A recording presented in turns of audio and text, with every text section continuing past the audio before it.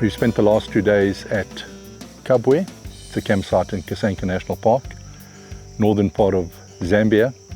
The primary reason people come here, or maybe the only reason, is to see the bat migration. So we camped here for 2 nights, did a morning and an evening watching the bats leave in the evening and return in the morning after feeding. It's the biggest mammal migration in the world, and this is the only place you can see it. So there's a couple of campsites in the park. They're all pretty similar from what I hear, but we stayed at Kabwe. Nice enough campsite. Bit of sloping ground, so if you see behind me, we parked on a brick. Enough shade, and we've had a bit of rain here, so that's a bit uncomfortable when you're camping, but there is a great boma that they provide for you that you can sit under when it's raining. The camp at night has a lot of insects, particularly in the early evening when the sun sets. We learnt after the first night to wait until about 8 o'clock the second night before we started to eat and do all those kind of things, because then the bugs died down significantly. Quite a lot of spiders, arachnophobe, maybe not the campsite for you. And during the day there are tsetse flies, particularly if you've been driving through the forest and you come back. There'll be quite a few on your vehicle. When you stop here, they hang around, and even when we haven't driven anywhere, there seems to be a few tsetse flies around. They affect different people differently. When they bite me, I get a big itchy welt, and it's quite unpleasant. So that's something to consider when you come here, to maybe have long clothing available. In the campsite you get a flushing toilet, you get a shower, you get a fire pit, and you get the boma. You also get a camp attendant. We had a great camp attendant, Daniel, and when you tell him when you want to shower, he has a big cauldron pot over where he lives, about 300 meters away in the bush, and he boils water in there and brings it through on a bucket, puts it up on the stand, and then it gravity feeds into a shower head. It's obviously not hot, but it's not cold, so it's very pleasant to shower with. And the same with the flushing toilet. He carries water and puts it in there. The water he gets from the river with a wheelbarrow, which is quite a walk, but he seems to enjoy it. Daniel's also available to wash some clothes for you if you need some done, to wash your dishes for you.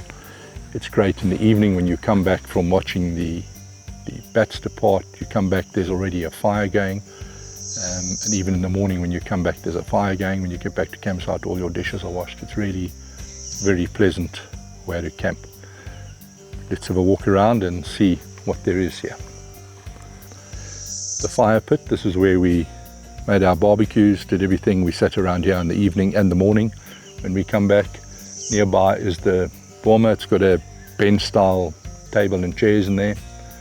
6 people can comfortably sit inside there, and then a short walk up here is the shower and the toilet. This is the shower cubicle, and up at the top there you can see the bucket that gets filled with warm water, or I had a cold shower in the afternoon as well. It's very pleasant. Bear in mind the water comes directly from the river. It's not treated in any way, so if you're brushing your teeth or doing something like that, use bottled water. If you're cooking and making coffee, it's better to bring your own water with. We use bottled water for that. We don't use the river water because we don't know what's living in there. You can see from this bottle the kind of color of the river water, and that's always an indication of its impurities. The little shower cubicle, you can feel a bit exposed when you're inside there, so we did hang a tarpaulin over here to give the people that are showering more privacy. No hooks inside there to speak of. Once the curtain's up here, you can of course hang things on this screen, but we also put a chair here that helps to put your things down on. Quite cramped inside there, but as I say, once you put the screen up here and you can use this little area, a lot more pleasant. This is the flushing toilet. Nice big toilet area they've given. It's a pity the shower wasn't this square meterage. Up at the back there, the drum that the camp attendant will fill with water.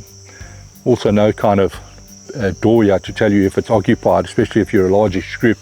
So we fashioned this little stick which we put across there to tell people that there's someone in from a distance, so you don't get right up to the scene of the crime. Water tank with a hole in top, and Daniel's ahead of the game with replenishing the water after our morning ablutions. Obviously no electricity on the site, You provide all your own power, so when you're using this in the evening, you put a light up here.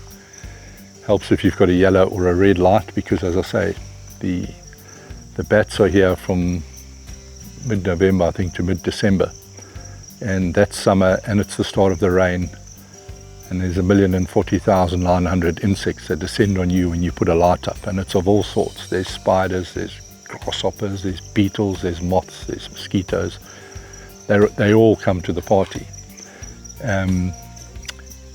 You're also camping next to this beautiful vlei, and there's lots of puku and tsetse and a lot of activity here, and there's a little river drive you can take along here with the most amazing bird life. Incredible. We also saw a genet in the evening, a lot of buck, including the black lechwe, which is quite rare, with a young one, which is quite nice to see. Couldn't get it on film because it was pouring with rain at the time, so we couldn't get it. Our ratings for the campsite: ease of access, well, it's easy to get to, and even with a bit of rain, the roads are accessible. Once you turn off the tar road, it's easy drive through the park to get through to you. The problem, of course, is getting to the park, because then you battle with the Great North Road from Lusaka, and it's easily the worst road we've ever travelled on. It really is a road from hell. There is in other videos, there'll be some footage of what that's like, and it's not something I'd like to take on in a hurry again. This is the kind of place where you need to wait a couple of years till you forget the hardship, and then you think, you know, it would be a good idea, let's go to Kasanka. It's not going to be something you decide to do next year. So getting here, really difficult, I would say. I'm not sure that that's the fault of the park though, so I don't think we should prejudice them. So I'd say 7 in terms of ease of access of driving within the park. Might be better if you fly in some way. Facilities, well, we've got a flushing toilet, we've got a shower with hot water. There is no electricity. There's a beautiful little boma here. There's a fire pit, demarcated area, which I like. Sloping grounds, not great for rooftop people. You have to battle to find an easy place to park. But facilities, I would say, are probably a 5. The just looking at me funny, let's make it a 6. The value for money, yeah, it costs $25 a night per person to camp here. That's not cheap, but it's not the expensive side either. I would say the value for money is probably a 7. Overall rating, I think we're at a 7. We'd have to say 7 for overall. It is pleasant, it has been nice, and I think in winter a lot better, but of course then you can't see the bats. I don't know why you would come here. Maybe to see the black lechwe, or just to camp, just to unwind and just to switch off. But yeah, Kabwe, Kasanka, Zambia, very much worth a visit for the bats.